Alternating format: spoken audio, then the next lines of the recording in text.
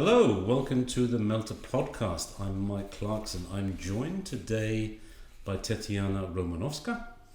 I met her for the first time last month when I was here to interview Elie Hazeem, as I hope you have all seen or heard. I saw when I was here that Tetiana has a lot of very interesting things to say about teaching methodologies, both in Germany, here in Munich, and also in her native Ukraine. And also I want to talk to her about her journey across, because obviously she is, like Elie, a refugee who's been in Munich now for a few years. Welcome to the podcast, Tetiana. Thank you very much, Mike. It's cool that you're here. Great, Tetiana. So let's make a start with your journey across. Because again, a couple of weeks ago, Elie told us a little bit about the journey across. Start with that. Yeah, so as you all know, the war started the 24th of February 2022. And as all Ukrainians, I never believed it would happen. Although it appeared in the media that the war is inevitable, but all people believed that it wouldn't happen and so on. That's why when the war started, it was really unexpected for us, and we were shocked for the first week. But then in just one day, we decided that we had to move somewhere because we were scared to stay where we were, and my classmate, who at that moment was a volunteer, now he's a representative of a political party. He wrote on Facebook that Ukrainians who want to find temporal shelter in the European Union, they can contact him and he would help them. And this decision was taken in just 1 minute. We had to pack our things in just half an hour. And when I was packing my suitcase, I asked Elie, which clothes should I take? How long are we going for? Are we going for a month, 2 months, half a year? Shall I take some summer stuff? Shall I take only spring clothes? And Elie said, I have absolutely no idea. So this was probably the craziest experience in my life, because you have to pack all of your life in just half an hour or an hour, because we had to catch the evacuation train. So how much did you have to leave behind then? Everything, all of my life. I took some things with me, but I was sure that I would return after a month or so. This is in Odessa, right? In Odessa, right. And how heavily affected was it? Was there bombing? What was the situation? Odessa has been affected heavily after that time, and is still. Of course, it can't be compared with some other cities that are closer to Russian borders, like Kharkiv or Sumy, or the occupied territories that have been completely destroyed.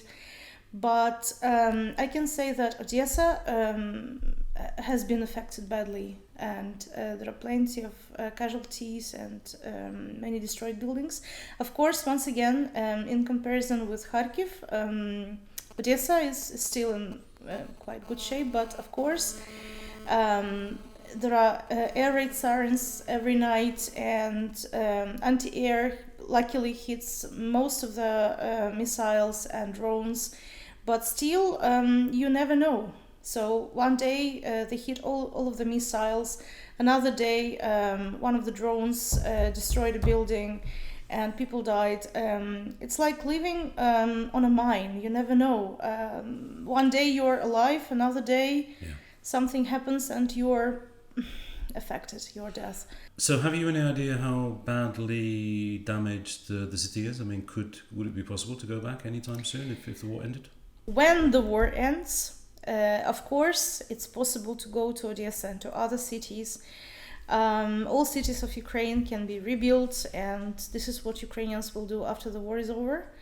And of course, the most important resource is always people. Buildings can be rebuilt and everything can be repaired. For example, Munich was, people told me that it was 80% destroyed during the Second World War. So we can see that Munich is beautiful now, and it's one of the most beautiful cities in Germany. So, of course, it will probably take some years, but everything can be rebuilt. Tell me something about the journey across. You said you only had like half an hour to pack your stuff. How did that work out? So as I told you before, the decision was quite spontaneous. My classmate posted on Facebook about temporal shelter. And I told my husband, it was about 1 or 2 p.m.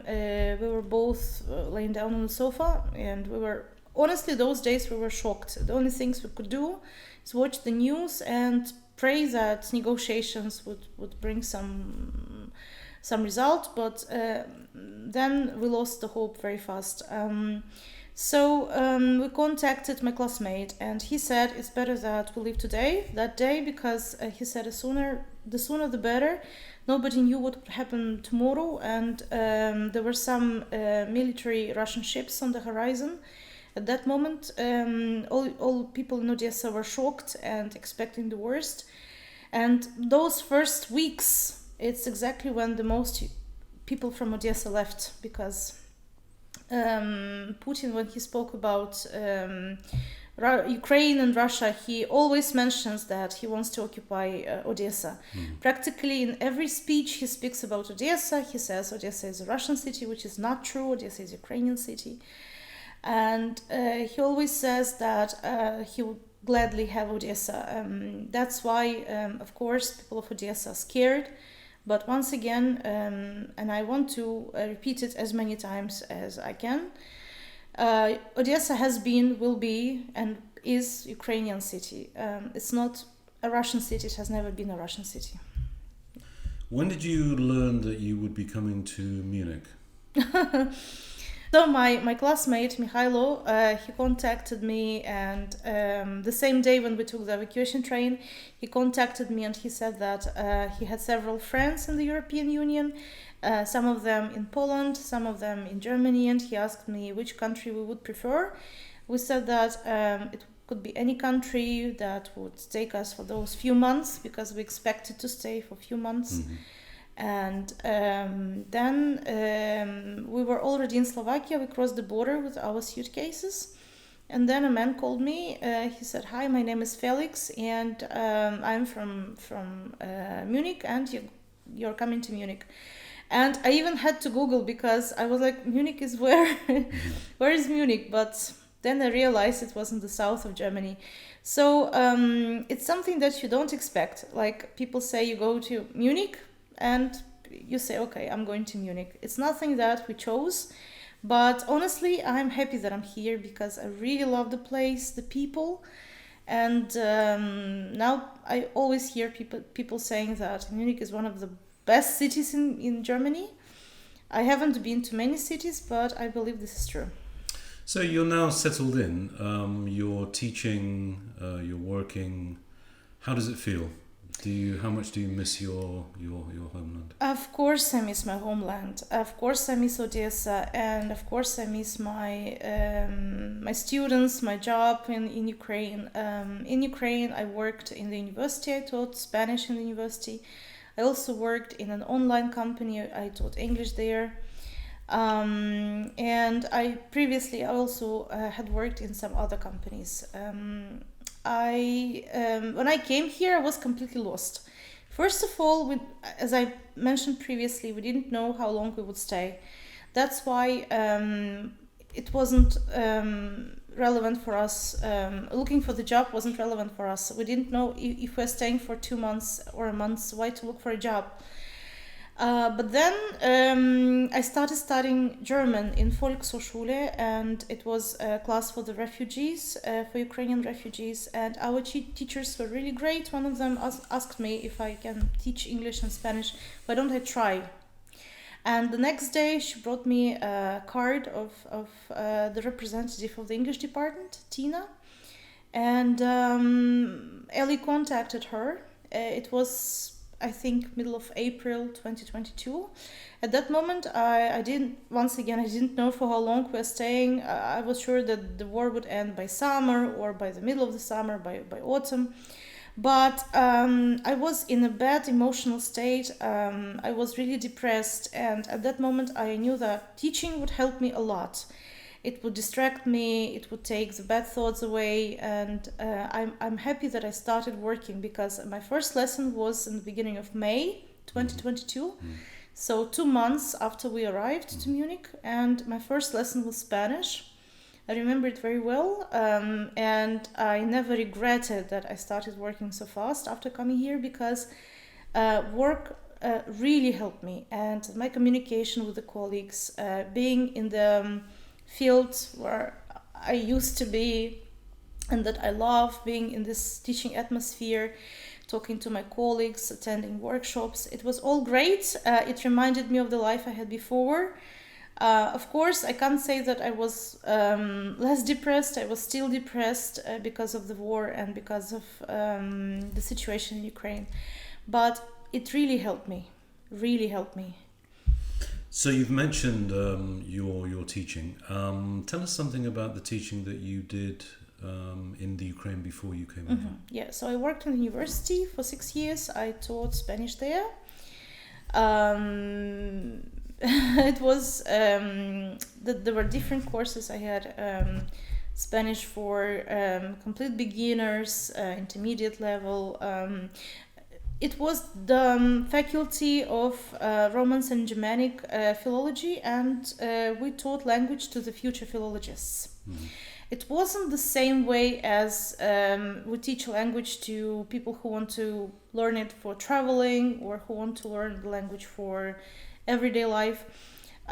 We used to teach theoretical grammar, theoretical phonetics, so theory of phonetics. I taught grammar, so my lessons were based on the grammar, and it was also the translation method to help the students understand grammar really well, not only the basics, because they had to be the future philologists, they had to understand grammar better. I also had a conversation class and a home reading class, so we used to discuss the book they read at home. We taught Spanish as first foreign language, second foreign language, and the third foreign language. So I had all kinds of lessons, and I enjoyed working at the university. Of course, working in the university also was dealing with plenty of papers and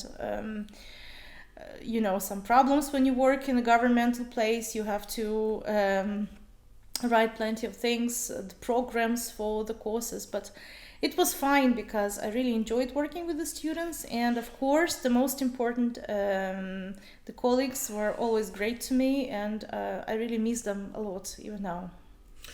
I remember in my interview with Elie last month that he touched upon the fact that there are a lot of differences between teaching in Germany, yes, Munich, and in the Ukraine. Yes. Do you want to go into a bit more detail there? Of course, I can't compare teaching languages in the university, as I have no experience of working in the universities here, but what I see in the courses, in Volkshochschule, for example, first of all, the age of the students.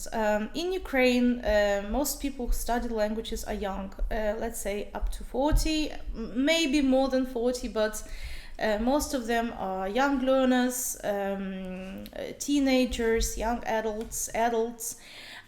Here in Germany, what shocked me was that I had plenty of retired students, 70 plus, which is not... I'm trying to find a word. Which is not customary, not normal. Yes, in the Ukraine, exactly. When I shared with my friends, my colleagues, that one of my students is 83, of course, no names, just the age. I said one of my students is 83. In Ukraine, you can practically never see a student of this age. Why is that, Tetiana? I think it's a different mentality. First of all. it's difficult to say why, but in Ukraine it's more young people who are more interested in the languages rather than old. Of course, in Germany, as you know, there are lots of students who get to learn English at work. The companies pay for English courses. Those students that you taught at the Volkshochschule, the over 70s, the over 80s, was that English, Spanish, or both? Both. Okay. I had different. So these lessons. are people who they have the free time. Yes, they have lots of free time, and they study language for traveling mostly. And I really like working with those people because they always share something from their experience. And for me, I can say that this experience is really interesting of teaching retired people, older people. As I said before, in Ukraine, I had experience of teaching young adults. I didn't really like working with the kids because it's not my cup of tea. So I worked with the teenagers and young adults. But I also worked in an online company that provided corporate lessons. So I also taught some companies, IT companies. It was business English and English for IT. It was also an interesting experience for me as I met great people and they were really enthusiastic about learning the language. So I enjoyed that experience too. You touched upon the fact that there are differences between the teaching and the methodologies here in Germany compared to Ukraine. I mean, on the one hand, you were teaching in a university, which is obviously a very different environment to like the Volkshochschule. But do you want to go into some of the differences as you see them? Yeah, first of all, I noticed that language learning here is more relaxed. I don't know why. Maybe because most people, not most people, but let's say plenty of people learn language to travel. So there are plenty of courses that are only once a week and it's just 90 minutes. So people come there and they know that they will study the language for 2 years before they can reach A2 level, completely finish A2 level. Or when they start B1, it will be the third year of learning. So they are aware of that and it's okay because they study slowly, they need language for traveling and it's fine for them. In Ukraine, it's never less than 2 or 3 times a week. I worked previously in different language schools, private language schools, and it was always minimum 2 a week and minimum 90 minutes. So maybe because people in Ukraine learn language first of all for their work, so not only for traveling, but some of them for immigrating and some of them for work, and that's why they need the language faster. So traveling is great, but you can take your time learning the language. And is it mainly English or is it a lot of other languages? English and Spanish. I had plenty of students with Spanish. Spanish is popular in Ukraine. Is there a reason for that? Spanish is popular everywhere. There are no reasons for that. One thing that surprised me very much when I came here, and first it surprised me, then it annoyed me, and it still annoys me a little. I don't know what kind of stereotype Germans have about Ukrainians, but I always get those awkward questions. Why do you speak English? You're Ukrainian. It's practically in every course. When I start the course, I introduce myself and the students ask me where you're from and I say I'm from Ukraine. And they say, wow, you're from Ukraine and you speak English. How comes? But they're German and they speak English. Yeah, exactly. That's a very strange and question. Then they say, you can speak Spanish too? Where did you learn it? Did you learn it in Spain? No. Did you learn it in Ukraine? Yes. But are they surprised that you speak it or that you're teaching it? Both. Both. So they would actually say something like, are you speaking Spanish? Really? You speak Spanish? Did you study Spanish in Spain? No. Did you study Spanish in Ukraine? Yeah. Do people in Ukraine study Spanish? And where did you study Spanish? In Odessa. In the university. Really? Are there universities with Spanish philology in Ukraine? And it's practically every time in the beginning of the course I get these questions. How comes that you speak English? And I don't know what to answer. I mean, it's a European country. It's in the middle of Tetiana, Europe. never underestimate the amount of ignorance about foreign countries anywhere. Yes. Some people in Germany don't understand why people in Ukraine can speak languages, can learn languages. I can say that Ukrainians are really curious, and there are plenty of people who learn foreign languages, not only English and Spanish. There are also Italian learners and people who learn French, German. We have 2 languages at schools, so some schools have 3 languages, and this is great. This is great. And Ukrainians themselves, they're bilingual. So from the moment of birth, most Ukrainians can speak 2 languages, which is cool. Yeah. I mean, it's the case that as teachers, we're always aware that some students are only there because they need it for practical purposes, like for their job. Whereas I would guess a minority are there just out of interest for travel or anything, as you said. Yeah, I would say that plenty of people need languages for work. They want to study abroad, they want to work abroad, or they simply want to communicate with foreign partners. They study the language. Or the parents, they understand that English is an international language and they want their kids to learn. Or because people simply like languages. I studied English and Spanish just because I loved languages. It wasn't a special reason for that. Just tell me something about that, about kids learning languages, for example, English in the Ukraine. At what age do they start at school? What is the kind of starting from 2 or 3 years old? There are plenty of private schools that offer English lessons starting from practically 0. English is very popular for young learners in Ukraine, and practically all parents believe that their kids should attend extra lessons. They take private tutors, they go to language schools, and they have a lot of lessons of English and the second language too. It can be German, it can be Spanish or French at school as well. Of course, it's difficult because Ukrainian is very different from English or Spanish. Of course, it's easier for Germans to learn English because it's the same language group. But I believe that the new generation of Ukrainians is doing really good at that. So I believe that after some years, there will be more and more Ukrainians who speak languages and have good level. As far as the teachers are concerned, what are the pay rates like compared to here? And is it, I mean, this is something that we touched on with Elie's interview, the fact that in Germany most of us are freelancers. This is the pain for me, honestly. When I started working here as a freelancer, I didn't know what kind of challenge it would be for me later. And it's really a challenge. It's better and easier to be an employed teacher than to be a freiberuflicher freelancer. But unfortunately, if you want to teach adults, in most cases, the only offer you get is to work as freelancer. It's complicated, and for me, it's lack of stability. When I worked in Ukraine, sometimes I was also a freelancer, but it was easier. Much easier, maybe because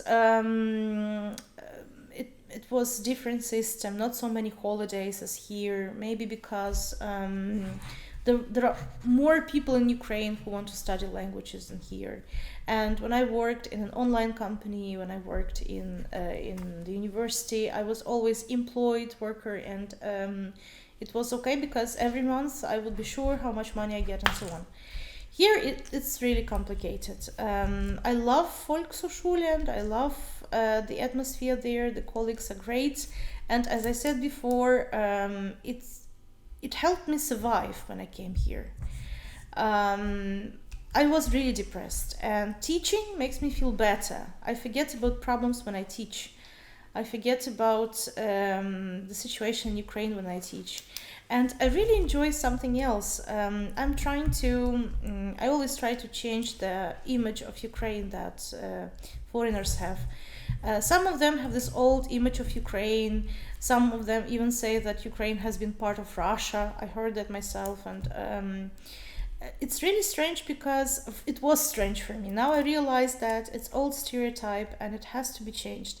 That's why I'm always glad when my students ask me about Ukraine and share my experience, to tell them about Odessa, and I do it gladly, and I hope that I managed to change the image of some Germans about Ukraine and Ukrainians. So touching on that, both in terms of, I think everybody in Europe since the war started, we've been learning about Russian and Ukrainian history. Mm-hmm. But related to that, how are you finding the attitude of Germans? Do you find this a welcoming, friendly sort of place? Absolutely. Okay. Absolutely. Welcoming and friendly. When I came here first, I didn't know what to expect. And I was astonished by the attitude of Germans, and not only Germans. All people here, it doesn't matter where they're from. They can be from Turkey, they can be from Syria. They're all very nice and they're all welcoming. Of course, there are good and bad people everywhere. I can't say that 100% of people support Ukraine and have pro-Ukrainian position concerning the war. But luckily, the people I met here, my students, they all support Ukraine and they all helped me and expressed their support. So it was really good. Just going back to something we touched on before, but I'd like you to go into a bit more detail. You talked about differences in methodologies between teaching in Ukraine and here. Okay. Of course, nowadays the communicative approach and lexical approach are getting more and more popular in Ukraine as well. But there are still many schools that practice this old translation method. And when I worked in the university, most of the books we had, especially for the beginners, were based on this translation method. I don't say it's bad, especially if you teach the future philologists. You have to go in details, and for that you need to explain some things. So, Tetiana, just to clarify there, when you say the translation method, do you mean that they're seeing their mother tongue on one side and English or whatever on the other, and they have to translating? They have to translate directly. They have to translate in written form, oral form, and the grammar is often explained in Ukrainian because we have complete beginners. It's a zero level. If we teach people who want to travel, of course we try to immerse them in the language, and we never use language the first language. We try to use only the language that they learn. But if it's about the future philologists, some things have to be explained from the very beginning. When they study phonetics in the beginning, you have to explain, and you can't use the target language because their level is A1, but they still have to learn this theory of phonetics and some grammatical, some details and so on. So as far as teaching here in Germany is concerned, I'm sure we know, particularly with lower levels, they do expect the teacher to know some of the language because they want the teacher to translate stuff for them. Not necessarily. I remember my emotions before my first lesson here in Germany. I was really stressed. It was my first Spanish lesson. It was the beginning of May 2022. And my German at that time was A1.1. So you can imagine how nervous I was. Because what if they ask me something in German? What would I do? How would I answer? But it was fine. And I tried to use only the target language at the lesson. Now, of course, my German is B2 now. And of course, I can answer some questions in German. But I try not to do that. I try to teach only in English from the first lesson and not to use German. So even in do you have kind of beginners or yes, of course. You do, yes. I always have the courses of beginners and in Spanish and in English. It all goes well. Sometimes, as I said before, I use some German words to explain, but it's rather an exception than a rule. I don't use German. I don't have to. Yeah. There is a methodology to teach foreigners without using their mother language. So I can do that. So thinking of the future, Tetiana, how do you see yourself, where do you see yourself in 3, 4, 5 years from now?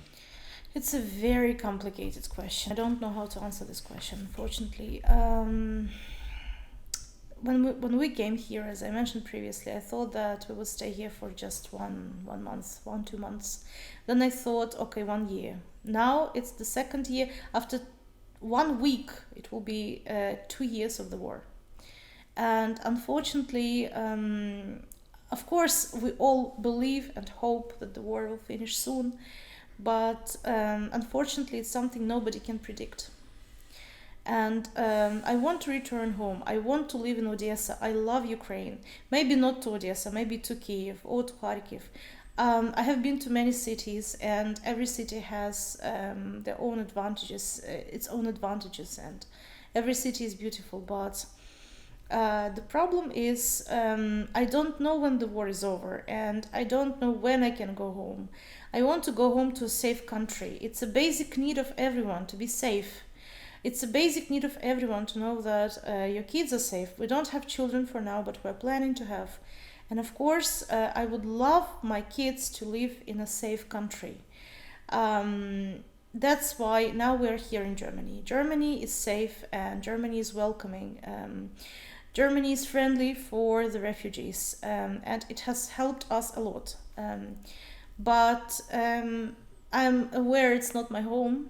And I don't feel here home completely. Of course, when I meet people and people are so friendly to me, I feel good. But I can't say that I am at home.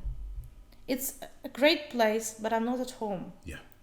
So, of course, I want to go back. But the question when, unfortunately, I can't answer it. When the war is over and when Ukraine is a safe place again, of course. How does it make you feel, Tetiana, when you hear these voices from the right of the political spectrum in particular, which are kind of questioning the amounts of money spent on arming and aiding Ukraine? This makes me feel very bad because Ukraine does need help. Ukraine is fighting a country which is very big and rich, and which has a lot of resources, human and resources to buy weapons. And I believe that Ukraine does need help. And the foreign countries, of course, there is no obligation, but they are aware that Ukraine needs help. I don't know what to say about that one. I'm sorry. Sorry. I don't know what to say. I mean, I would love to add that. You don't have to talk about this if you don't want to. I mean, Ukraine needs help, absolutely, but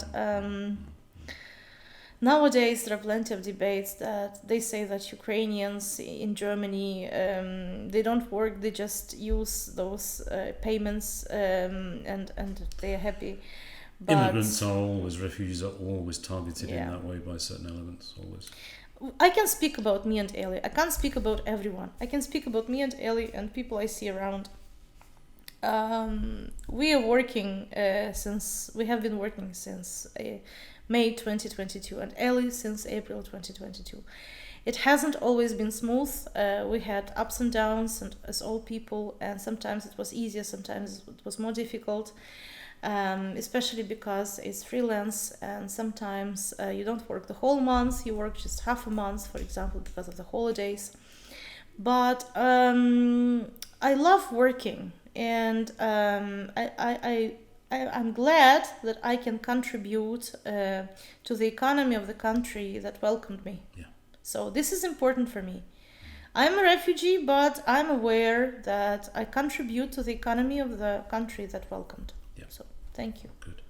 So one final question, Tetiana. If you had one piece of advice for any teacher out there, what would it be? You mean Ukrainian teachers in Germany or teachers in general? How about both? Both. All right. So my piece of advice to Ukrainian teachers here in Germany is not to give up if it's difficult, and if you don't speak German, there are still ways to teach languages without using the L1 of the students. Some teachers don't have or don't know this methodology, haven't learned, but there are plenty of workshops and webinars. You can also get help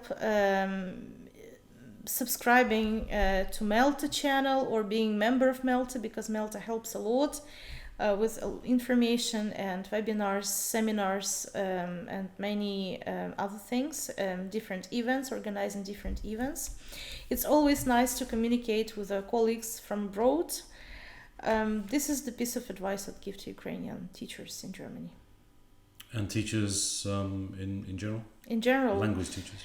So my piece of advice to the teachers in general is to join teachers community if you still haven't, and share your ideas with your colleagues, continue growing, attend different events, attend workshops. This really helps, even if you already knew that but you forgot or you haven't used that for some time. It helps you get fresh ideas. Tetiana, that was great. Thank you very much for joining us on the podcast today. Thank you, Mike. Viewers and listeners, thank you for listening, for watching, and look out for another Melta podcast in the near future. Take care. Bye-bye.